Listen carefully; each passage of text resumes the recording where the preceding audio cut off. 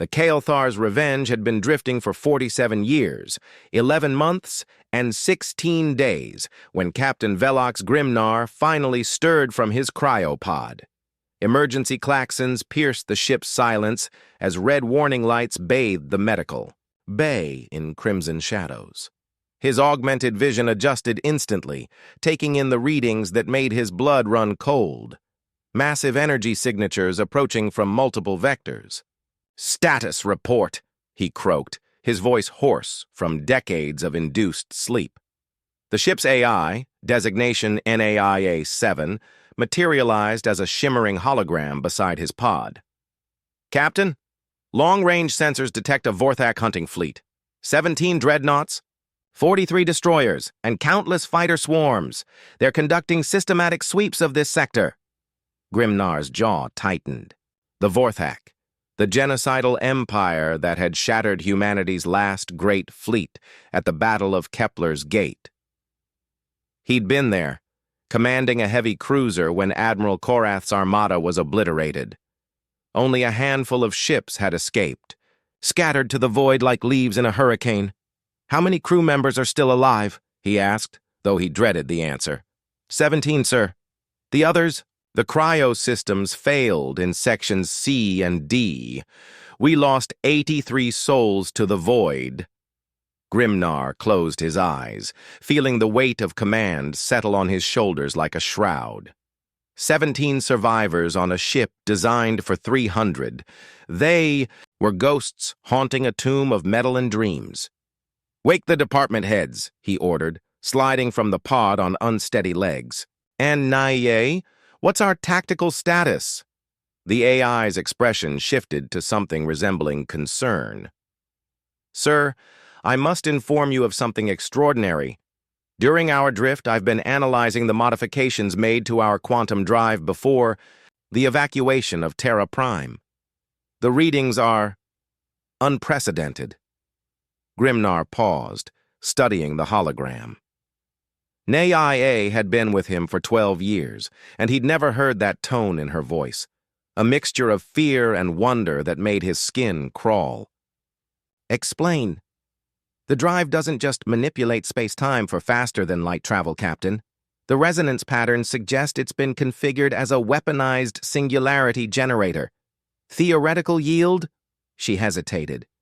"Sufficient to destabilize stellar cores within a radius of 30 light-years." The words hung in the air like a death sentence.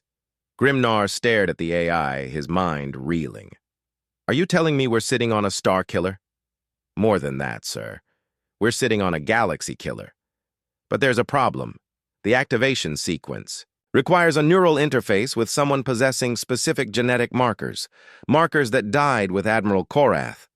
The ship shuddered as the Vorthak fleet drew closer. Through the viewports, Grimnar could see the alien vessels emerging from hyperspace like metallic locusts, their hulls gleaming with the phosphorescent bioluminescence that marked their species. Each ship was a living nightmare of flesh and steel, grown rather than built. "Sir," came a voice from the bridge, "this is Commander Lyrix. The enemy fleet has us on long-range sensors. They're altering course to intercept." Grimnar activated his comm unit. "All hands, battle stations. This is not a drill." He turned back to NAIA. "You said the genetic markers died with Korath. Are you certain?" The AI's image flickered. There is one possibility. The Admiral had a younger brother who refused military service. Last records show him working as a xenoarchaeologist on the frontier worlds. But, Captain, the chances he survived the Vorthak purges— What's his name? Dr. Calum Korath. And, sir, if he's alive, he's our only hope of turning this floating coffin into the weapon that could end this war. The Kael'thar's revenge continued its silent drift toward destiny as the Vorthak fleet closed in, unaware that within the belly of this seemingly helpless vessel lay the power to remake the stars themselves. Dr. Calum Korath pressed himself deeper. into the ancient hegemony ruins as Vorthak patrol craft swept overhead, their bioluminescent hulls casting eerie green shadows across the crystalline spires of the dead city. For 3 years, he'd hidden among the archaeological sites of Nith Prime, studying the remnants of civilizations that had faced extinction long before humanity took its first steps among the stars. His modified scanner chirped softly, detecting an approaching vessel that didn't match Vorthak's signatures. Calem's breath caught in his throat as he recognized the IFF beacon, a human ship, impossible as that seemed. The Vorthak had systematically hunted down every human vessel in known space. The ship settled into the ruins with minimal thruster. Burn. And Calem watched through his scope as figures in human combat armor emerged. His heart hammered against his ribs when he saw the insignia. The Kael'thar's Revenge, one of the few ships to escape Kepler's gate. "Dr. Korath," a voice called, across the ruins, amplified by suit speakers. "My name is Captain Velox Grimnar. Your brother spoke of you often. We need to talk."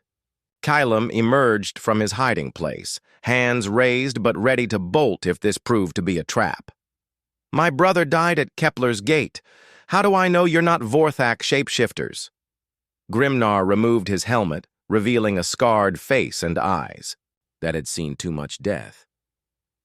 "Because your brother's last words were about the quantum resonance project he'd been working on. He said if humanity ever faced extinction, we'd need someone who understood the old technologies, someone who could bridge the gap between what we built and what came before." The words hit Calem like a physical blow. Matthias had indeed spoken of such things during their last conversation. Theoretical discussions about weaponizing quantum mechanics that had seemed like academic fantasy at the time. "The modifications to our quantum drive," Grimnar continued, "they're based on your research, aren't they? The papers you published on hegemony stellar manipulation technology." Calem's blood ran cold. His published work had been pure theory, extrapolated from incomplete hegemony records.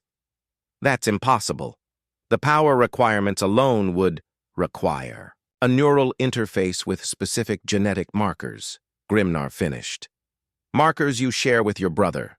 Dr. Korath, we're carrying a weapon that could end this war, but we can't activate it without you." Around them, the crystalline ruins hummed with residual energy from the long-dead hegemony's experiments. Calem had spent years studying these sites, learning how an ancient civilization had tried to preserve itself by hollowing out stars and hiding within artificial pocket dimensions. They'd failed, ultimately consumed by their own desperate measures. "Show me," Calem said finally. The journey to the Kael'thar's Revenge took 6 hours through the ruins' underground passages. Calem marveled at the ship's condition, battle-scarred but functional, a testament to human engineering. In the quantum drive chamber, he studied the modifications with growing horror and fascination. "This isn't just based on my research," he whispered, running his hands over quantum field generators that hummed with barely contained energy.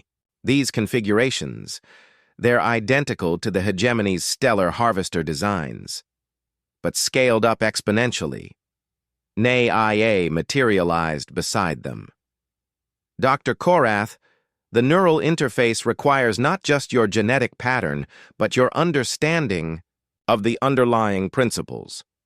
The drive won't simply destroy, it will convert matter directly into quantum foam, creating a cascade effect that could theoretically propagate across galactic distances." Calem staggered back from the console. "You're talking about unmaking reality itself on a cosmic scale. The hegemony tried something similar. It's why their entire civilization vanished. They created a quantum cascade that consumed their home cluster." "The Vorthak have left us no choice," Grimnar said grimly. "They've exterminated 90% of human colonies. The survivors are scattered, hiding in the dark between stars. This weapon could save our species." "Or destroy everything," Calem countered. "Captain, the calculations show significant probability of cascade failure. If the quantum field destabilizes, it won't stop with the Vorthak. It could consume everything within 10,000 light-years. Through the ship's viewports, they could see Vorthak patrol craft beginning another sweep of the system. Time was running out. There might be another way, Calum said slowly, his mind racing through possibilities. The hegemony left behind control protocols, safety measures designed to contain quantum cascades. If I can integrate those into your system, how long would that take? Weeks, maybe months, and I'd need access to intact hegemony archives. Calum paused, a terrible realization dawning. Captain, there's something else. The neural interface? It's not just about activation. Once the process begins, the operator becomes part of the quantum field. They don't survive the experience. Grimnar met his gaze steadily. Then we'd better make sure it counts. The hegemony, archive world of Velthus, hung in space like a dying ember, its surface scarred by the quantum storms that had consumed its builders millennia ago. Captain Grimnar studied the readings as the Kael'thar's revenge approached, noting the massive energy signatures that still pulsed beneath the planet's crystalline shell.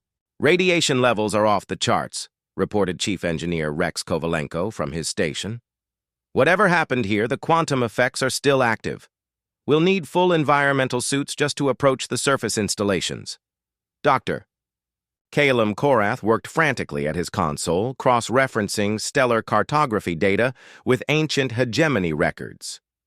The archives should be in the northern polar complex. The hegemony built their most sensitive installations in quantum-dead zones, areas where space-time is naturally stable. Should be. Grimnar raised an eyebrow. Captain, I'm extrapolating from fragments and theoretical models. For all we know, the entire archive complex was consumed when the hegemony triggered their cascade event. NAIA's hologram flickered as she processed sensor data. I'm detecting artificial structures beneath the surface. Energy signatures suggest active containment fields, possibly protecting archive cores from the quantum storms. The away team consisted of 6 people, half their remaining crew. They couldn't afford more, but they couldn't afford to fail either. As they descended through Valthus's twisted atmosphere, Calum watched the landscape scroll past their shuttles. Viewports. Crystalline forests, frozen in temporal loops, floating islands of matter that existed in quantum superposition, and vast craters where sections of reality had simply ceased to exist. Beginning approach to the northern complex, announced pilot Zephyr Valdris. I'm reading multiple access points, but most are sealed behind quantum barriers. They landed near a spire that rose from the planet's surface, like a needle of pure thought made manifest. Ancient hegemony symbols pulsed along its length, their meaning lost to time but their purpose clear. This was a repository of knowledge, a library built to survive the end of everything. Inside the spire, artificial gravity and atmosphere greeted them, maintained by technology so advanced it seemed like magic. Calum moved through the corridors with growing excitement, his scanners detecting intact data matrices throughout the structure. The neural architecture is still functional, he reported. These archives were designed to interface directly with quantum-sensitive minds. The hegemony didn't just store information, they preserved entire thought patterns, memories, even personalities.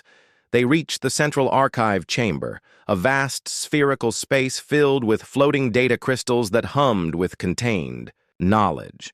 At the center, a neural interface chair waited, its surfaces covered in the same flowing script that decorated the spire's exterior.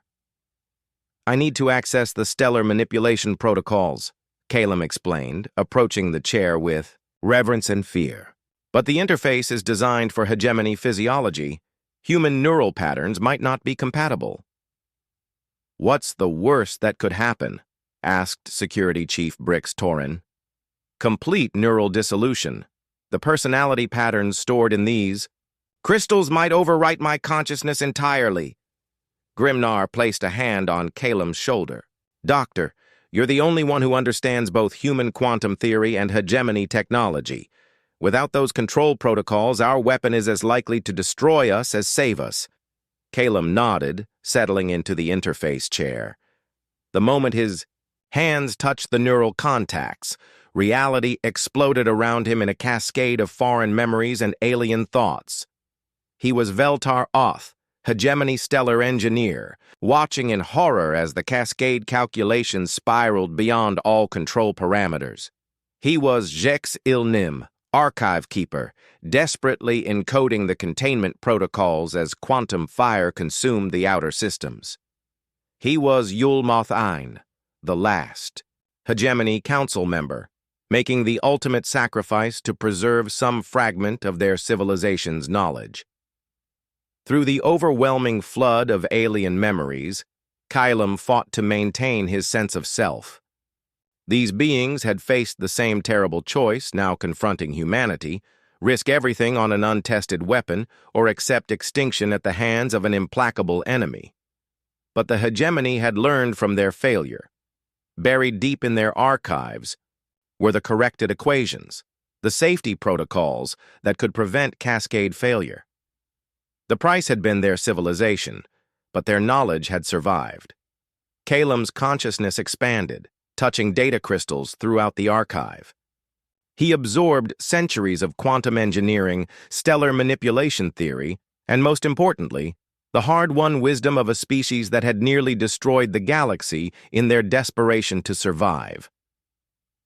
When he finally disconnected from the interface, hours had passed in the outside world. His team watched anxiously as he struggled to separate his memories from those of the long-dead Hegemony engineers. "I have what we need," he gasped, his mind reeling from the experience. "The containment protocols, the cascade limiters, but there's something else. The Hegemony didn't just try to create a stellar weapon. They were trying to escape, to translate their entire civilization into quantum dimensions beyond the reach of their enemies." "Did it work?" Grimnar asked.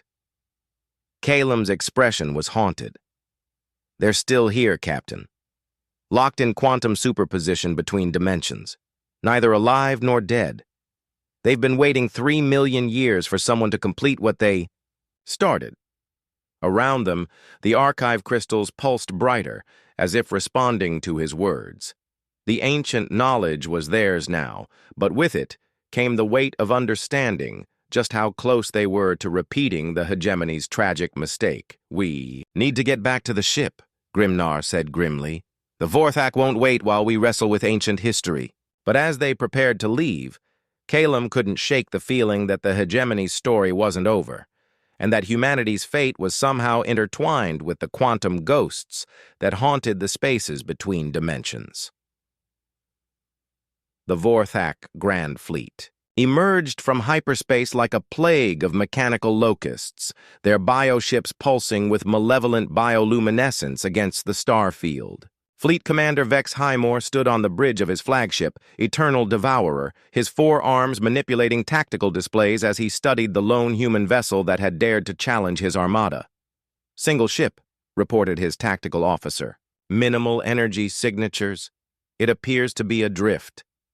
Vex Highmore's mandibles clicked in satisfaction. For decades, the Vorthak had systematically hunted down the scattered remnants of humanity's forces. This would be yet another easy victory, to add to their collection of genocidal triumphs. "Boarding protocols," he commanded. "I want prisoners for the flesh pits. The humans will serve as nourishment for our young." Aboard the Kael'thar's Revenge, Captain Grimnar watched the massive alien fleet deploy around them with calculated calm. His 17 remaining crew members were at their stations, each knowing they were about to participate in either humanity's salvation or its final extinction. "Nay, what's our tactical situation?" he asked. The AI's hologram flickered with processing strain. 417 Vorthak vessels in total, sir. Their flagship mass is over 50 million tons. Conventional weapons would be useless against such numbers. Dr. Kalum Korath worked frantically at the quantum drive controls, integrating the Hegemony safety protocols into the weapon's firing sequence. His hands shook as he configured systems that could either save humanity or unravel reality itself. "The neural interface is ready," he reported. "But Captain, I need you to understand the Hegemony protocols don't just prevent cascade failure. They allow precise targeting of specific quantum signatures. We can choose exactly what gets consumed by the reaction, meaning we can target Vorthak biosignatures specifically, leaving other species untouched. But the calculations are incredibly complex. One mistake and the cascade could propagate indefinitely. Chief Engineer Kovalenko's voice crackled over the comm. Captain, I'm reading massive energy buildups in the quantum core. The containment fields are holding, but barely. We need to make our decision soon. Through the viewports, they could see Vorthak fighters swarming toward them, their organic hulls bristling with bioweapons that could dissolve human flesh in seconds. The lead ships were already extending boarding pods, preparing to capture the vessel intact. Dr. Korath, Grimnar said quietly, "Are you ready?" Calum approached the neural interface chair with steady resolve. "Captain, there's something I need to tell you. The hegemony consciousness fragments I absorbed, they're still with me. When I activate this weapon, I won't just be controlling human technology. I'll be channeling the accumulated wisdom of an entire extinct civilization. Will you still be you? I don't know, but I know what needs to be done." As Calum settled into the neural interface, the ship's quantum drives began to sing with harmonics that made reality itself tremble. The modification chambers that had seemed like standard FTL drives revealed their true nature, stellar engineering equipment capable of manipulating the fundamental forces that held the universe together. The neural connection engaged, and Calum's consciousness exploded across dimensions. He could perceive the Vorthak fleet not as ships, but as complex patterns of organized matter, biosignatures that stood out against the quantum foam like blazing torches in the darkness. "Now," whispered the hegemony voices in his mind, "show them what it means to challenge those who can rewrite the laws of physics." Power flowed through the quantum drives in carefully controlled pulses. Space-time bent around the Kael'thar's revenge as Calum began the process of converting matter into pure quantum energy. But instead of an uncontrolled explosion, the reaction followed precise mathematical parameters, creating a wave front that propagated through space at a carefully calculated rate. The first Vorthak ships to be touched by the quantum wave simply ceased. Not destroyed or vaporized, but fundamentally unmade on a subatomic level. Their constituent atoms reverted to quantum foam, leaving not even debris behind. Fleet Commander Vex Highmore watched in horror as ship after ship vanished from his tactical displays. "Full retreat!" he screamed. "All vessels, emergency hyperspace! Jump!" But it was too late. The quantum cascade had been precisely tuned to Vorthak biosignatures, and their attempt to flee only spread them across a wider area. Ships entering hyperspace found the reaction following them through dimensional layers, unmaking them in spaces between realities. Calum felt every deletion like a physical blow, his consciousness stretched across impossible distances as he guided the cascade through its targeting parameters. The hegemony protocols held, preventing runaway expansion while ensuring complete elimination of every Vorthak signature within a 1,000 light-year radius. When the reaction finally ended, the space around Valthus was empty except for the Kael'thar's revenge. 417 Vorthak ships and their crews had been reduced to quantum foam, leaving no trace they had ever existed. But the cost had been enormous. Calum collapsed in the neural interface chair, his body racked by convulsions as alien. Memories battled with his human consciousness. The hegemony knowledge had integrated so thoroughly with his mind that separating the two might be impossible. "Doctor?" Grimnar knelt beside the chair, watching as Calum's eyes flickered between human brown and the silver of quantum-touched awareness. "It's done," Calum whispered, his voice carrying harmonics that shouldn't have been possible with human vocal cords. "The primary Vorthak fleet is eliminated. But, Captain, this is just the beginning. There are other fleets, other threats, and now we carry the responsibility of godlike power." Through the ship's sensors, they detected something impossible. Quantum signatures approaching from deep space, patterns that matched no known species. The hegemony's weapon had done more than eliminate the Vorthak fleet. It had announced humanity's presence to forces that had been waiting in the dark between galaxies for someone capable of wielding stellar engineering technology. The war was over, but a far greater challenge was about to begin. The quantum signatures, manifested first as distortions in space-time itself, ripples that bent starlight and made navigation computers scream warnings about impossible geometries. Captain Grimnar stood on the bridge of the Kelthar's Revenge, watching his instruments struggle to process data that violated known physics. "They're not ships," reported Chief Kovalenko, his voice tight with controlled fear. "At least, not in any sense we understand. The readings suggest structures that exist in multiple dimensions simultaneously." Dr. Kylam Korath remained connected to the neural interface. His consciousness expanded far beyond human parameters. Through his quantum touch perception, he could see what approached: entities of pure thought given form, beings that had transcended physical existence eons ago. "The Arbiters," he whispered, his voice carrying harmonics from the hegemony archives. The hegemony called them the Watchers Between. They monitor species that achieve stellar manipulation technology. "Are they hostile?" Grimnar asked. "They're evaluating. Every species that develops quantum cascade weapons faces this judgment. The hegemony failed their test. The first entity manifested fully in normal space, its form shifting between mathematical equations and crystalline structures that hurt to perceive directly. Communication came not through radio waves, but as direct information transfer into the minds of everyone aboard the ship. You have demonstrated capability to unmake stellar matter. This requires assessment." The voice resonated through their thoughts with the weight of cosmic authority. Grimnar felt his consciousness probed by intelligence so vast it made him feel like an insect trying to comprehend a hurricane. Designation: humanity. Species classification: young, dangerous. Recent achievement: successful cascade deployment with containment protocols. More entities materialized around the ship, each one a different expression of transcendent intellect. Through Kalam's expanded awareness, the crew could sense their discussion, a debate conducted at speeds that compressed millennia of consideration into microseconds. Precedent: hegemony civilization. Outcome: quantum dissolution due to cascade. Failure: assessment: incomplete wisdom. Precedent: Vorthak Empire. Outcome: extinction via stellar engineering. Assessment: excessive aggression. Precedent: ancient builders. Outcome: dimensional translation. Success. Assessment: transcendence. Achieved. Kalam struggled to process the information flooding through the neural link.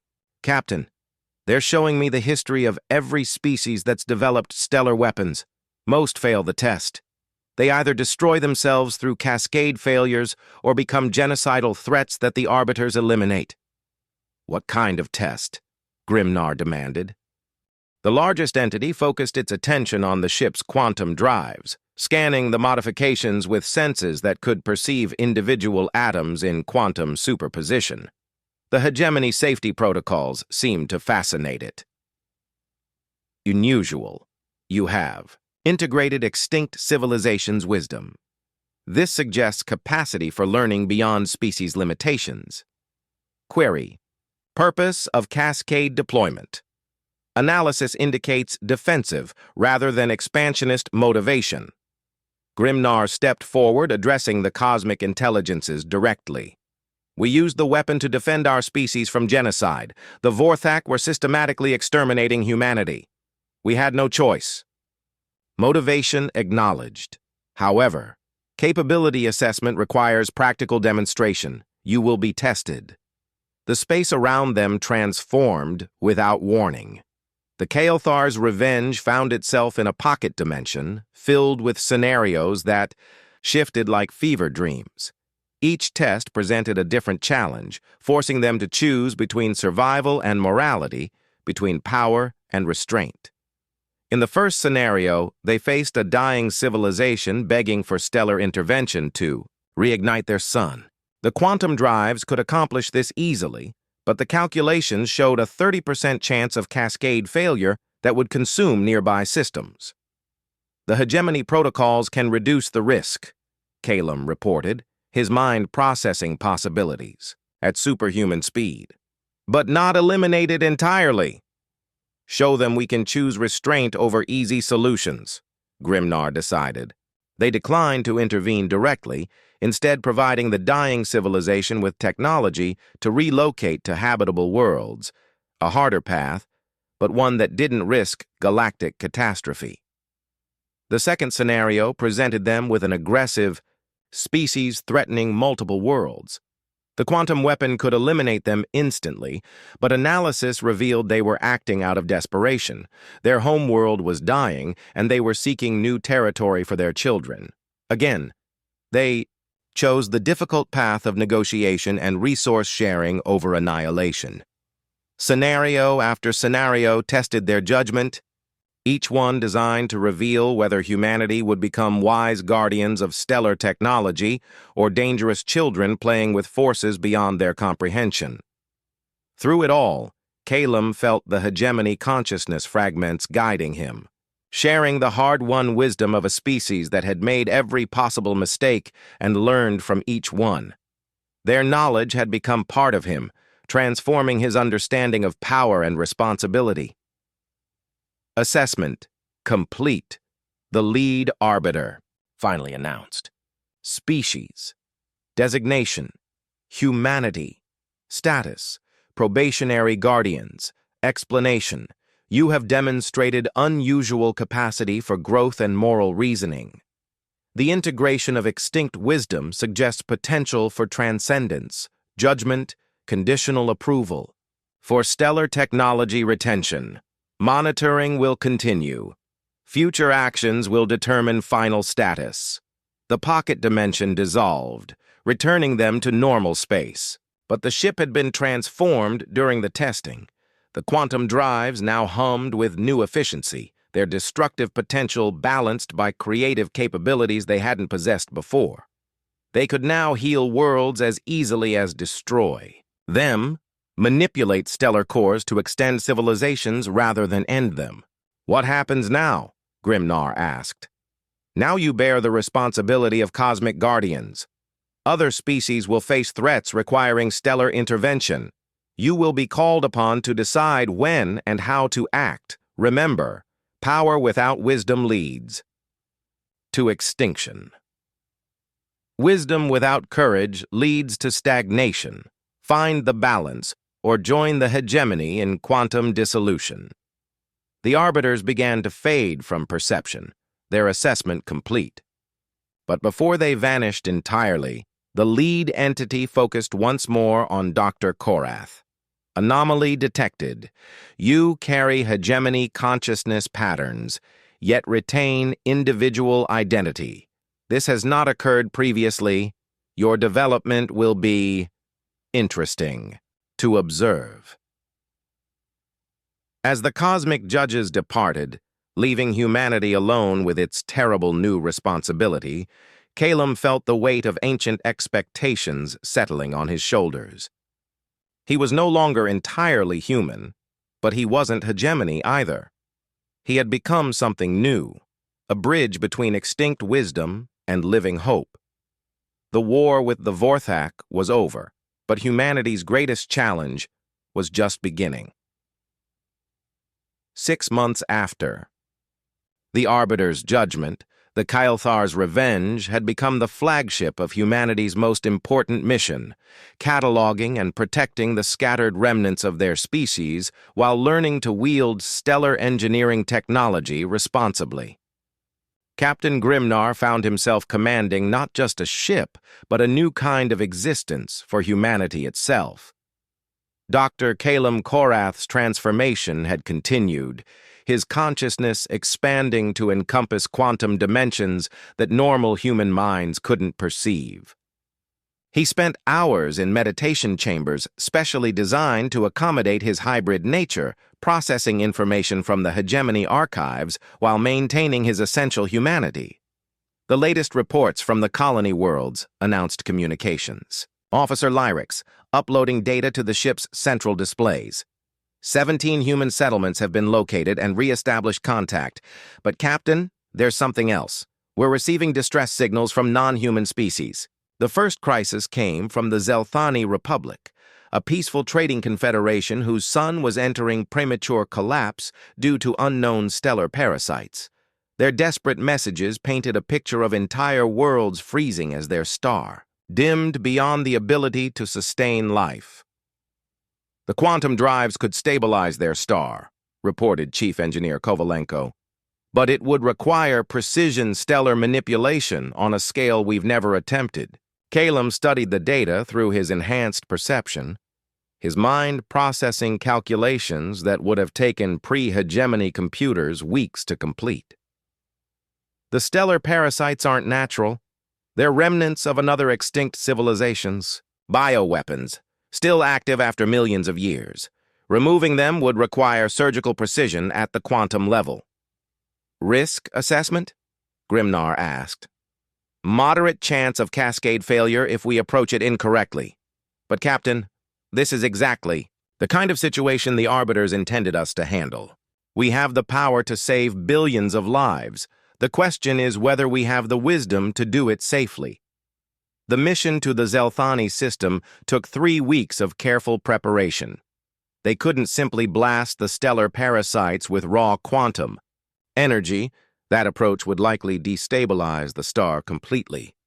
Instead, Calum designed a precisely tuned resonance pattern that would disrupt the parasite's quantum cohesion while leaving the star's natural fusion processes intact. The procedure required him to interface directly with the quantum drives, while simultaneously processing real-time stellar data through the hegemony consciousness patterns. For 12 hours, his awareness expanded across light years, touching every particle in the Zelthani sun as he carefully extracted the ancient bioweapons. When it was over, the star burned bright and stable once more, its natural luminosity restored, to levels that would sustain the Zelthani worlds for billions of years. But the effort had cost Calum something essential. Each use of the hybrid technology pushed him further from his human origins. How many more times can you do this? Grimnar asked as medical scanners revealed the changes spreading through Calum's neural pathways. Quantum energy patterns now flowed through his synapses, giving his thoughts a crystalline clarity that was beautiful and terrifying. I don't know, Calum admitted. The hegemony archives suggest that consciousness can be preserved through multiple transformations, but there's a point of no return. Eventually, I'll become something more like the Arbiters than human. The second crisis came faster than expected. The Arxani Collective, a hive-mind species with minimal technology, faced extinction as their homeworld's core began cooling prematurely. Their desperate broadcasts painted a picture of entire continents freezing as geothermal systems failed. Across their planet, "This one's different," Calum observed, studying the data. The planetary core isn't naturally cooling. It's being drained by quantum leeches, microscopic entities that exist partially in subspace. They're feeding on the planet's rotational energy. Can we stop them? Yes, but it would require creating a planetary-scale quantum field to flush the leeches into normal space where they can be eliminated. The power requirements... Calum paused, his hybrid consciousness calculating possibilities. It would require me to interface directly with the planet's quantum substrate. I'd essentially become part of the world's electromagnetic field during the procedure. The risk was enormous. Unlike stellar manipulation, which could be performed at a distance, this intervention required Calum to physically descend to the planet's surface and merge his consciousness with geological processes that operated on timescales of millennia. "Sir," Nea interjected, her hologram flickering with concern. I must point out that Dr. Korath's neural patterns are already showing significant deviation from baseline human parameters. Another major interface could push him beyond the point where his original personality can be recovered. Grimnar looked at Calum, seeing the silver quantum-touched patterns now visible in his eyes, the way reality seemed to bend slightly around his presence. Doctor, it's your choice. But understand, we need you to remain yourself. Humanity needs someone who remembers what it means to be human while wielding this power. Calum closed his eyes, feeling the weight of millions of Arksani lives against the preservation of his own humanity. When he opened them again, they blazed with silver fire. Then I'll have to trust that my humanity is stronger than the quantum patterns trying to overwrite it. The descent to the Arksani homeworld became a journey into the heart of matter itself. Calum's consciousness expanded through the planet's crust, touching every quantum leech as he carefully constructed the field patterns needed to flush them into normal space. For 3 days, he existed as both human and planetary process. His awareness stretched across continents, while his body remained connected to the quantum interface. When the last leech was eliminated and the planetary core resumed its natural thermal patterns, he nearly didn't return to human consciousness at all. Only the desperate calls of his crewmates, broadcasting his name across quantum frequencies, pulled him back from the brink of geological transcendence. "I'm still me," he gasped as he disconnected from the interface, though his voice now carried harmonics that made nearby quantum crystals resonate in sympathy. But I can feel the boundaries dissolving. Each intervention pushes me closer to complete transformation. The Arksani sent messages of gratitude across their restored world, their hive mind consciousness reaching out to touch the quantum signature of their savior. But their thanks came with a warning. Deep space monitoring stations had detected massive energy signatures approaching from the galactic rim, entities that made the Vorthak fleet look like a minor nuisance. "The ancient devourers," Calum whispered, his quantum-enhanced perception already detecting the approaching threat. "The hegemony archives speak of them, a species that consumes entire star systems, converting stellar matter into pure energy to fuel their expansion across the galaxy. They're what drove the Arbiters to establish the Guardian protocols in the first place." Captain Grimnar felt the weight of cosmic responsibility settling deeper on his shoulders. Humanity had been tested and found worthy of stellar engineering, technology. But their greatest challenge was approaching from the dark between galaxies. Soon, they would discover whether their newfound power and hard-won wisdom would be enough to stand against an enemy that had already consumed a dozen galactic civilizations. The war with the Vorthak had been brutal but conventional. What approached now would test the very limits of what stellar manipulation technology could accomplish, and whether humanity's unique combination of alien wisdom and human determination could preserve not just their own species, but the entire galaxy from an extinction event that had been building for millions of years. As the Kelthar's Revenge prepared to face the greatest threat in galactic history, Dr. Calum Korath began the final phase of his transformation, knowing that saving the galaxy might cost him the last traces of his humanity, but also knowing that some prices were worth paying for the survival of all life itself. The Ancient. Devourers emerged from the galactic void like a plague of living darkness. Their vessels groaned from the compressed matter of dead stars. Each ship pulsed with the gravitational heartbeat of consumed worlds, reality warping around them as they bent space-time to their will through sheer mass and malevolent intent. Captain Grimnar stood on the bridge of the Kelthar's Revenge, watching long-range sensors detect the approaching armada. 200 vessels, each one larger than a moon, their hulls constructed from neutronium and exotic matter that shouldn't have been able to exist in normal space.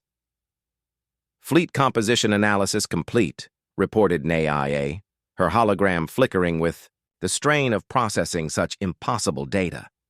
"Sir, their flagship appears to be constructed from the compressed core of an entire solar system. The mass readings are beyond current physics." Dr. Calum Korath floated in the center of the quantum interface chamber, his body no longer fully solid, but existing in a state of controlled quantum superposition. The silver fire in his eyes had spread through his entire nervous system, creating patterns of light beneath his skin that shifted according to his thoughts. "I can see them," he said, his voice now carrying harmonics from multiple dimensions. "The Devourers aren't just using stellar matter. They're converting it into compressed quantum states, creating vessels that exist partially outside normal space-time. They're not bound by the same physical laws that limit other species. Through the ship's communication arrays, they received humanity's response to the crisis. The scattered colonies had united under emergency protocols, pooling their resources and knowledge. Ships emerged from hiding places across the galaxy, forming a defensive fleet around the core human worlds. But even combined, humanity's conventional forces were pathetically inadequate against the approaching threat. The Devourers had consumed entire galactic civilizations, species with technology far beyond humanity's understanding. Only the quantum cascade weapon offered any hope of resistance. "Sir," reported Communications Officer Lyrics, "we're receiving a message from the Devourer flagship. They're speaking to us." The communication came as a wave of pure information that bypassed normal channels, appearing directly in the minds of everyone aboard the ship. The voice carried the weight of eons, the accumulated hunger of a species that had transcended normal existence through endless consumption. "Young species, you wield starfire. Impressive for creatures so recently evolved. We are the final harvest. We have consumed the light of 7 galaxies. Your quantum weapons are familiar to us. We have devoured the builders of such things before. Submit. Your stellar engineering. Knowledge will be preserved within our collective consciousness. Resist, and we will consume your stars one by one until nothing remains but cold space." Grimnar activated the ship's communication array, his voice carrying across space with quantum enhancement. "This is Captain Velox Grimnar of the human vessel Kylthars. Revenge. We've seen what you do to civilizations that submit. Our answer is no." The response came as a wave of darkness that made nearby stars dim, reality itself recoiling from the ancient Devourer's displeasure. "Then you will feed the hunger that drives us between galaxies. Your species will become fuel for the next consumption cycle." The enemy fleet began to accelerate, their gravitational fields creating ripples in space-time that threatened to tear apart any conventional vessel caught in their wake. But the Kylthar's Revenge was no longer a conventional ship. Its quantum drives resonated with hegemony technology and Calum's transformed consciousness, creating a stability field that allowed them to exist within the Devourer's distorted space. "Analysis complete," Calum announced, his awareness now expanded across multiple dimensions simultaneously. "The Devourer's weakness is their strength. They've consumed so much stellar matter that they exist in a state of constant gravitational flux. If I can create a quantum cascade tuned to their specific mass signatures, what would that require?" Grimnar asked, though he already dreaded the answer. "Complete transformation. I'd need to become one with the quantum field itself, existing as pure information rather than matter. The neural interface would become permanent. There would be no coming back from this level of integration." The first Devourer ships reached the outer human colonies, their passage extinguishing stars as easily as blowing out candles. Entire systems vanished into the hungry darkness, their matter and energy absorbed to fuel the ancient Devourer's inexorable expansion. "Doctor," Grimnar said quietly, "you've already sacrificed more than anyone should have to give. Is there no other way?" Calum's form began to shift, his body becoming translucent as quantum energy flowed through every cell. "Captain, I've been thinking about what the Arbiters said, that I represented something new, a bridge between extinct wisdom and living hope. Maybe this is what they meant. Maybe some bridges are meant to be burned so others can cross safely. The Ships' quantum drives began to sing with harmonics that made reality itself tremble. But this time, instead of preparing for a limited cascade, Calum was configuring something far more ambitious, a quantum field pulse that would propagate across the entire galaxy, specifically targeting the exotic matter signatures of the ancient devourers while leaving all other forms of matter untouched. "The calculations are staggering," he continued, his voice now coming from multiple sources as his consciousness spread through the ship's quantum systems. "I need to process the gravitational signatures of 200 star-sized vessels simultaneously, while maintaining cascade control across galactic distances. It's not something a purely human mind could accomplish. But a hybrid consciousness could?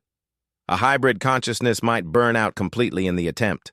But, Captain, I've been carrying the memories of an entire extinct civilization. Maybe it's time to put their knowledge to its ultimate test." The ancient devourers detected the energy buildup and altered course toward the Kael'thar's revenge, recognizing the threat even as they struggled to comprehend its nature. Their flagship launched projectiles of compressed matter that could shatter moons, while their smaller vessels began generating gravitational fields designed to tear the human ship apart. But Calum's transformation was accelerating beyond their ability to stop. His consciousness exploded across quantum dimensions, touching every star in the galaxy as he mapped the precise locations and signatures of every devourer vessel. The hegemony knowledge patterns guided him through calculations that would have taken conventional computers millennia to complete. "Cascade initiation in 30 seconds, he announced, his voice now coming from the quantum field itself rather than any physical form. "Captain, tell humanity, tell them that someone remembered what it meant to be human even when becoming something else." The quantum cascade began not as an explosion, but as a whisper, a subtle alteration in the fundamental constants that governed how matter interacted with space-time. The change propagated at the speed of light, creating a wave front that swept across the galaxy in a matter of hours. When it touched the ancient devourers' exotic matter, the effect was immediate and absolute.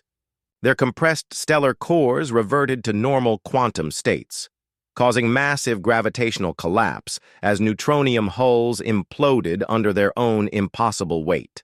Ship after ship vanished into quantum foam, their stolen energy dispersed, harmlessly back into the cosmic background radiation.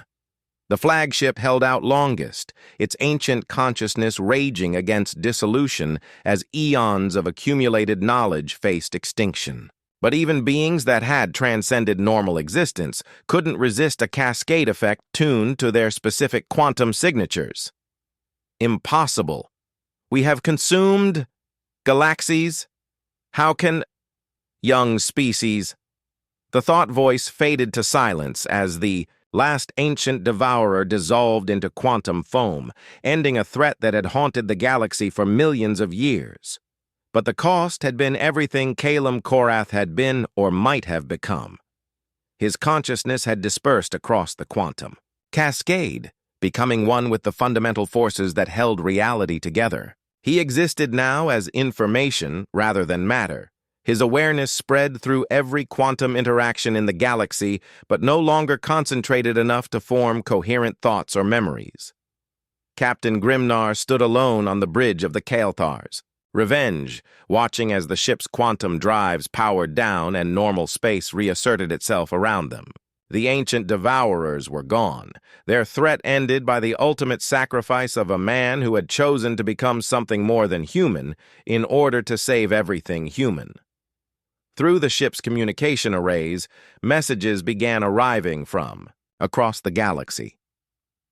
The human colonies had survived, their stars burning bright once more. The Zelthani Republic reported that their sun remained stable, its luminosity undimmed by the cascade that had swept past them. The Arksani Collective sent gratitude through quantum channels, their restored world thriving under the protection of the Guardian technology.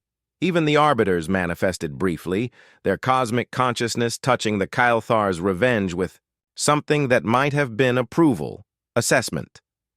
Guardian protocols successfully implemented. Galactic threat neutralized. Species designation, humanity. Status, confirmed guardians. Notice, consciousness pattern of Kylum Korath has achieved. Dimensional transcendence. He exists now as part of the quantum substrate itself, not dead, but transformed beyond individual identity.